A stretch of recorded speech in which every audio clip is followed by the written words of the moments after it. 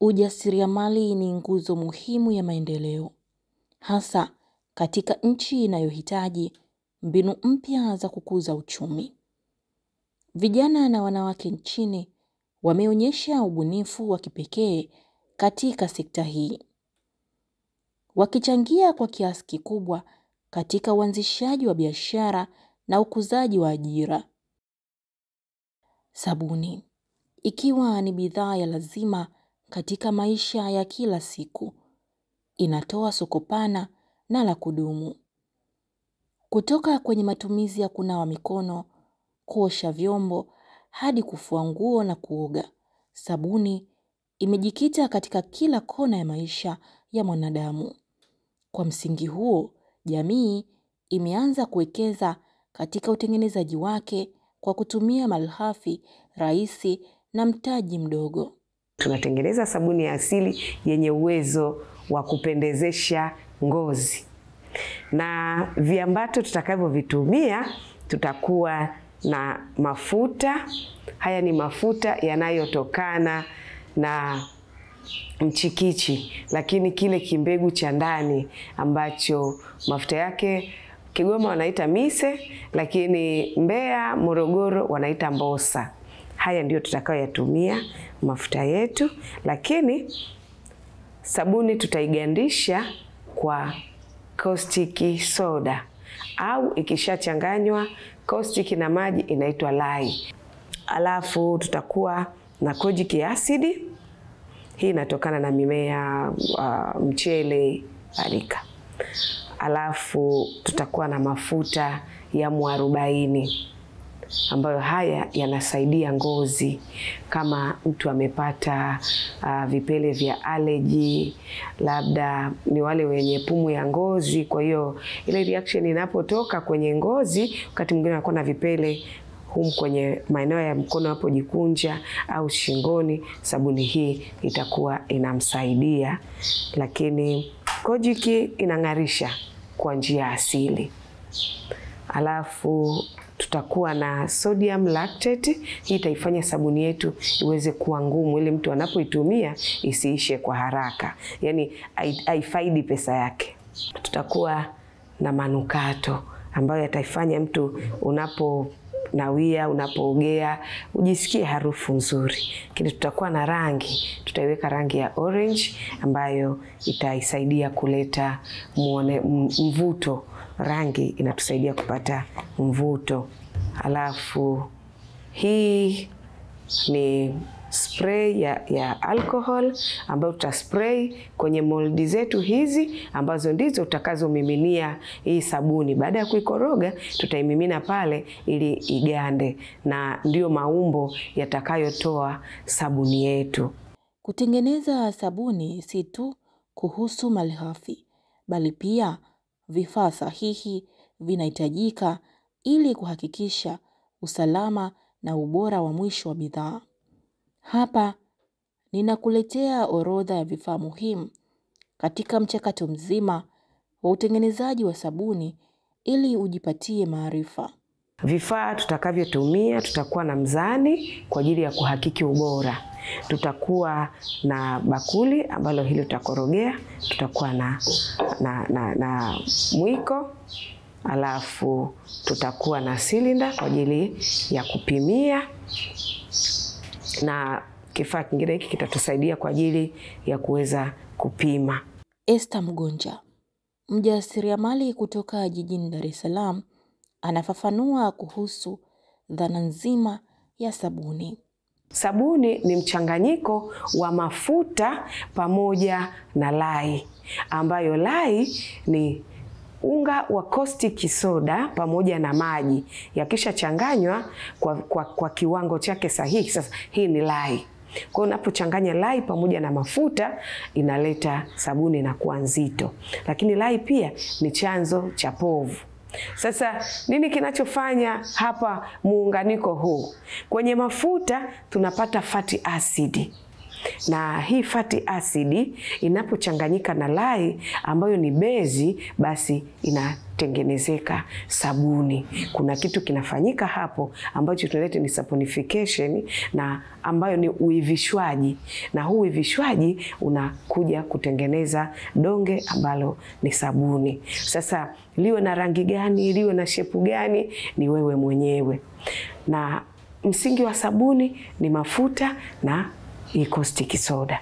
Yapo mafuta ambayo yanakuwa na fatty acid ndogo sana, kiwango ambacho hakiwezi kugandisha sabuni. Na yapo mafuta yenye fatty acid kubwa ambazo ni pasenti inayoweza kugandisha sabuni. Kwa hiyo kwa nchi yetu tunatumia mafuta makuu aina 3.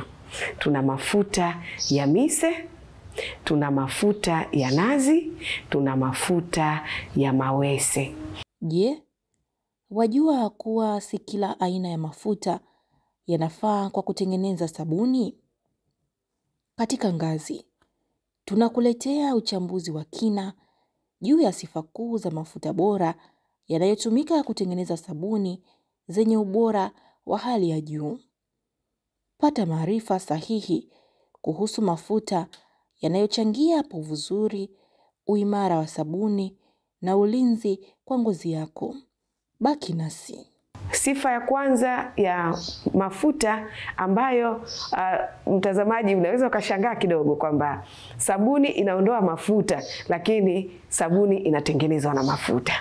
Sasa mafuta ya nazi yana cholesterol nyingi, kwa hiyo yana uwezo wa kugandisha sabuni na ni namba 1 kwenye mafuta ambayo yanatoa povu. Sabuni itoe povu jingi la kutosha, mafuta ya nazi ni namba 1. Na namba 2 ni mafuta ya mise, na namba 3 ni mawese. Mawese hayana povu la kutosha, lakini yana sifa ya kufanya sabuni kuwa ngumu. Kwa hiyo ikiwa unaitengeneza sabuni yako kwa mashine, unaweza kuchanganya 75% ya mafuta ya nazi ama mise, alafu 25% ya mawese. Sabuni yako iwe ngumu na iwe na ubora mzuri. Sasa tulikuwa tunazungumzia mafuta. Hayo ni mafuta makuu. Mafuta saidizi unaweza kuweka mafuta ya nyonyo, mafuta ya ufuta, na mafuta mengine ambayo yana cholesterol nyingi. Mafuta ya alizeti yanagandisha lakini hayana povu kwa sababu hayana cholesterol ya kutosha kuweza kugandisha sabuni. Katika utengenezaji wa sabuni, caustic soda inayojulikana pia kama sodium hydroxide ni kiungo muhimu sana. Hii ndiyo kemikali inayochanganyika na mafuta katika mchakato wa saponification, yaani mchakato wa kuunda sabuni kutoka kwenye mafuta, ingawa ni hatari ikiwa haitumiki kwa uangalifu. Inakuja kwenye mfumo wa poda. Sasa hizi poda Tanzania hapa zipo aina 2. Kuna moja ambayo ni flex, iko kama chumvi ya mawe, na nyingine ambayo ni pellet, iko kama sukari. Lakini zote zinatoa matokeo sawa. Ni tofauti ya viwanda tu. Kwa ukikuta pellet ni sawa, ukikuta flex ni sawa. Sasa inakuja kwenye mfuko wa kilo 25. Hizi kilo 25 unazichanganya kwa maji lita 80. Na unapochanganya na maji lita 80, maji yanabaki pale pale kwenye lita 80, lakini inakuwa na kilo 105. Hii ni kwa sababu iko kwenye vile vimiminika vizito, tunaita ni heavy liquid. Kwa hiyo hapo ilipo ukinyanyua uzito wake na maji ya kawaida ya hiyo 250, utaona ni tofauti. Inaongezeka kwa uzito, sio kwa wingi katika uchanganyaji wake. Na katika hesabu yake sasa, mtazamaji unaweza kusema sasa mwalimu unanifundisha ndo nakwenda kuanza kujifunza. Sasa lita 80 tena au mfuko mzima mimi sasa nitawezaje kununua na sijajua. Unaweza ukachanganya kilo 1 kwa maji lita 3.2. Ni hesabu rahisi tu, unachukua lita 80 unagawanya kwa kilo 25 za mfuko, unapata 3.2 ni kiwango cha maji ambacho unaweza ukachanganyia kwa kilo 1 ya caustic soda powder. Wakati unachanganya, kitu cha kwanza, vaa mavazi ya kujikinga. Tunahitaji pesa, lakini afya ni namba 1. Kwa hiyo hakikisha unajikinga kwa vifaa vya kujikinga kama umevaa maski, umevaa miwani, umevaa buti, umevaa gloves wakati wa kuichanganya hii caustic soda. Hii tunasema kwamba ni strong base, kwa hiyo ina uwezo wa kulipuka. Kwa hiyo inahitaji kutumia vizuri, ina uwezo wa kuwasha, kuunguza. Kwa hiyo ikitumika vizuri haina shida, iko vizuri sana, lakini sio kila mtu kukurupuka tu kutengeneza sabuni pia na bila kuwa na ujuzi wa kutosha. Sasa hiyo ni hatua ya kwanza ya kuandaa mavazi na namna ya kujikinga. Hatua ya pili, kuandaa maji pamoja na ile poda yako. Sasa kuna kanuni yake maalum. Usichanganye caustic soda kwa kuanza maji ukamimina kwenye ile poda.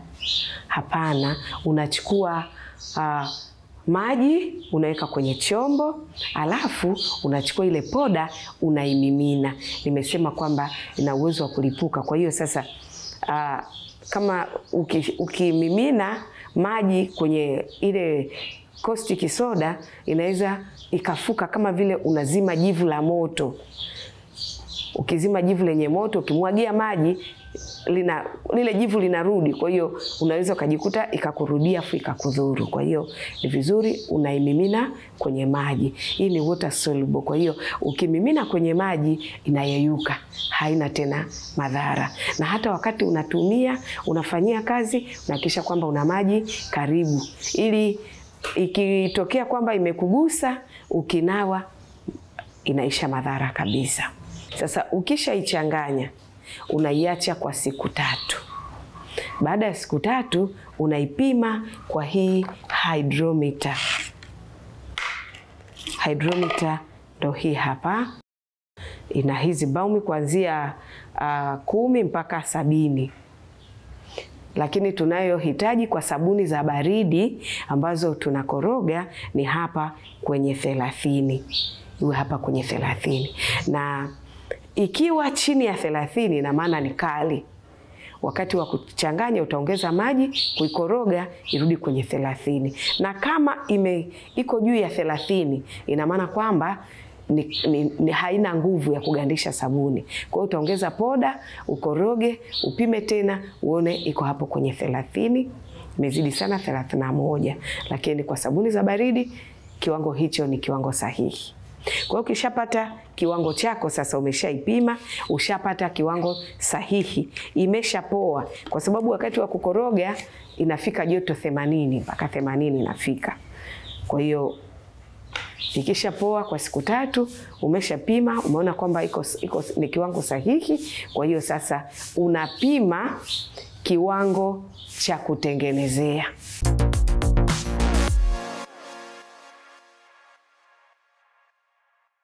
Ni jambo la kushangaza.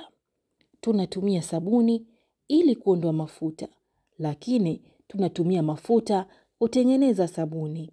Kwa hiyo hii lye ndio tunaichanganya sasa na mafuta ili tuweze kutengeneza sabuni. Na formula yake ni 2:1. Sasa 2:1, mafuta 2, lye ni 1. Kwa hiyo tuna mafuta haya ni gramu 500. Hii nusu lita tutaichanganya na hii lye gramu 250. Hii yenyewe hata kama imeshakuwa kimiminika bado inahesabika kwenye kilo kwa sababu inaongezeka kwa uzito. Kwa hiyo tuna gramu 250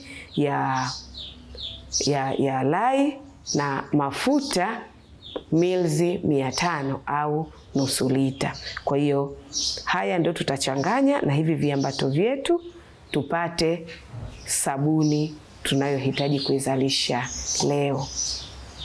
Sasa tutaanza kuyapima mafuta, alafu tutaweka viambato vyote.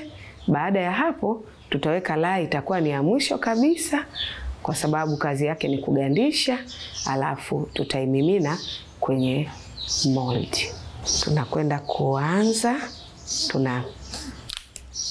tunayapima mafuta. Tutapima kwa kupitia hii silinda 250 ya pili, kwa hiyo tuna ml 500. Tunapima kojiki yetu, kojiki acid. Hii tunaweka 2% ya gramu 500. Tunaikoroga vizuri. Tunapima 1% ya mafuta ya mwarobaini. Tunapima 3% ya lactic acid. Tunapima perfume. Tunapima rangi. Naikoroga rangi changanyike vizuri. Leo nimeweka rangi ya orange. Rangi unaikoroga vizuri, na kama unatengeneza kiwango kikubwa ambacho una wasiwasi rangi haitachanganyika, unaichanganya pembeni pamoja na mafuta. Unaichanganya, ikishachanganyika vizuri unaweka ili kuepuka zile particles. Lakini kiwango tunachotengeneza ni kidogo, hiki kinachanganyika. Ndio maana nimeiweka poda moja kwa moja. Baada ya kuwa imechanganyika, ninachukua spray. Na spray kwenye hizi moldi ili sabuni hata nitakapokuwa naimimina kesho yake wakati wa kuitoa iwe haijaganda kwenye moldi. Hatua inayofuata ambayo ni hatua ya mwisho ni kuchanganya lye. Unachanganya kidogo kidogo, wakati huo unakoroga. Weka kidogo kidogo, lakini unakoroga kwa spidi. Kwa sababu hiki ndio chanzo cha kugandisha. Kwa hiyo ukiweka kwa spidi kubwa itaganda, itakuwa kama tofali. Utakuwa huwezi tena kuikoroga. Uzito unazidi kuongezeka, unaongezeka. Wakati huo inakuwa nzito, inalainika mpaka unaona imeiva.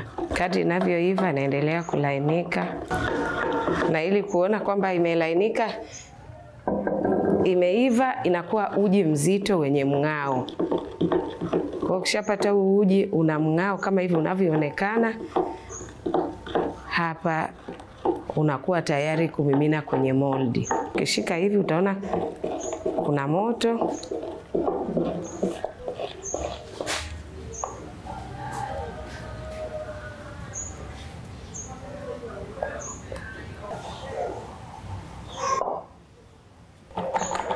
Za kuzirekebisha, na hapa unaweza kuzifanyia unavyotaka umbo lako liwe. Kama unataka labda uzichore, unaweza kuzichora, unaweza kuzisawazisha.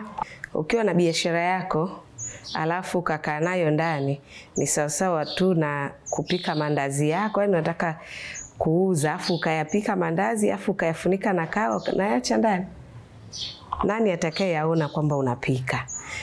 Kwa hiyo kile ulichokifanya ieleze jamii. Sasa uwezi ukasimama nje ukapiga bango kwamba ukapiga kelele, natengeneza sabuni mimi mwenzenu natengeneza sabuni. Kuna namna zake. Kwa hiyo maonyesho kama haya ni sehemu ya watu kuweza kuelewa kwamba Mama Nanga anafanya nini. Kwa hiyo maonyesho ni muhimu. Ninarusha hizi bidhaa kwenye mitandao ya kijamii, lakini pia ninakuwa na makongamano ambayo naalikwa kwa ajili ya kufundisha. Ninapokwenda kufundisha pia naonyesha na sample ya vitu ninavyofanya. Hiyo pia inawapa motisha kwamba kumbe inawezekana na mimi naweza nikatengeneza. Nawaambia kabisa kwamba hiki ninachokifundisha moja mpaka mwisho ndicho ninachokizalisha mimi na ninauza, kinanipatia pesa. Kwa hiyo ni njia mojawapo inanisaidia mimi pia kujitangaza, lakini pia kuwapatia watu ule ujasiri kwamba kumbe inawezekana kutengeneza. Wapwani wanasema nabii hakubaliki kwao. Hilo linawezekana, lakini ni namna gani unaishi na jamii yako. Kama unaishi na jamii yako vizuri, wanakukubali, hata kile ulichonacho watakikubali. Ili mradi kile unachokifanya kitoe matokeo. Kama umemwambia mtu sabuni inang'arisha, yani inampendezesha mtu, nani apende kupendeza? Ametumia, ameogea ile sabuni, sijui inaondoa rashes, sijui inafanyaje, kweli kapata hayo matokeo, kwa nini asikukubali? Mimi hapa majirani zangu akitokea mtoto anaumwa, sijui anawasha, wanasema muone mama fulani. Kanisani sijui mtoto sijui ana rashes, sijui ana nini, muone shangazi, wananijua kwa jina la shangazi. Kwa hiyo kama kanisani kwangu mimi wananikubali, kama mtaani kwangu wananikubali, naamini kwamba sio rahisi sana kwamba leo tu kesho wakukubali, ila watakukubali kulingana na kazi zako unazozifanya. Watakapoona matokeo ya kile unachokifanya, watakukubali. Kwa hiyo mimi kwenye matangazo yangu ya biashara, wale wanaonifahamu ndio wa kwanza ambao wananisapoti kwenye biashara yangu. Katika dunia ya leo yenye ushindani mkali wa ajira na mahitaji ya kujitegemea, ujasiriamali umekuwa nguzo muhimu ya maendeleo ya kiuchumi na kijamii. Kupitia ujasiriamali, watu wanaweza kutumia ubunifu wao kubadili changamoto kuwa fursa, kuanzisha biashara na kusaidia jamii kwa kutoa ajira na huduma. Wakina mama, hebu karibuni. Hapa kwenye ujasiriamali ni mahali salama ambapo pata kuongezea ujasiri kwenye familia yako. Sasa hivi maisha ni magumu. Usitegemee kwamba baba ataweza kukamilisha mahitaji yote ya familia. Kwa hiyo ile kulialia kwamba baba fulani mimi hajaninunulia nguo za ndani, baba fulani mimi hajaninunulia kitenge, sijui hajafanya nini, hicho kitu kitaisha. Utapata ujasiri na wewe mama. Mtoto anapokuja sina daftari, unamwambia nenda kanunue. Sio mtoto anakuja, nguo yangu imetatuka, subiri baba anakuja, subiri jioni baba akija. Huyu baba tutamtusha mizigo mingapi? Kwa hiyo wewe mama changamka, na hilo litasababisha upendo utaongezeka kwenye ndoa. Kwa sababu matumizi yanapokuwa hayatoshi, hivi niambie mimi sijala nikashiba, hivi kweli baba nitamuona wa thamani? Lakini kumbe wakati mwingine wakina mama na sisi tunakosea. Sisi tumeumbwa wasaidizi. Sasa msaidie hata zile sehemu ambazo zinaweza zikamfanya naye akapata afueni kwamba afadhali nimemuoa mama Asha. Haya, tumalizie kutengeneza sabuni. Sabuni ukishaitengeneza unaiacha saa 24. Baada ya saa 24 unaitoa kwenye moldi. Na baada ya kuitoa kwenye moldi unaiacha kwa siku 14, ndipo inakuwa tayari kwa matumizi. Nadhani mtu labda umeshawahi kuogea sabuni ukasikia labda kuwashwa. Kwa watu ambao wana ngozi sensitive, unapoitengeneza sabuni ukaitumia baada ya muda mfupi unaweza ukasikia kuwashwa. Sasa ili kuhakikisha kwamba umelinda ngozi za wateja, hakikisha unaiacha kwa siku 14, ukiweza hata siku 21. Hiki ni kipindi ambacho ile lai inakuwa inatoka yote kabisa kwenye sabuni. Baada ya hapo sabuni iko tayari kutumika kwa mtu mwenye ngozi yoyote. Kwa hiyo sasa hapa sabuni yetu imeshamaliza saa 24. Baada ya saa 24 sasa tuko kwenye hatua ya kuitoa kwenye mold. Sasa katika kuiweka ilikuwa iko rafu. Ukikuta kwamba imetoka ina hali ya urafurafu kidogo hapa juu, basi unaikwangua, unairekebisha iwe laini vizuri. Kwa hiyo hapa tutairekebisha ikae vizuri. ili hata wakati unakwenda kuiuza, unaiuza kwa ujasiri. Kwa hiyo hapa unairekebisha, inakaa vizuri. Na hapa ndio hatua ambayo unaweza kuipiga muhuri, kwamba ishaganda kwa haya masaa 24, unaweza sasa kuipiga muhuri. Tengeneza muhuri wako, kishika unaona ni laini vizuri. Kwa hiyo unaitoa kwenye hii moldi. Hii ni silikoni, kwa hiyo unabinua tu, sabuni yako iko tayari. Alafu kwa nyuma ina maua hii moldi. Nategemea ni moldi ya namna gani ambayo umetengenezea. Imekuwa ni ngumu kidogo, basi unaweza ukachukua kitu kikakusaidia kuipiga mara moja, basi jina likatokea vizuri. Ujasiriamali wa sabuni sio tu suluhisho la ajira kwa vijana na wanawake, bali pia ni daraja la kuelekea maendeleo ya viwanda vidogo. Katika harakati za kujikwamua kiuchumi, harufu ya sabuni hizi ndogo inaweza kuwa harufu ya matumaini mapya kwa familia nyingi za Kitanzania. Mimi ni Rose Masaka na hii ni Ngazi. Endelea kufuatilia vipindi hapa TBC1, ukweli na uhakika.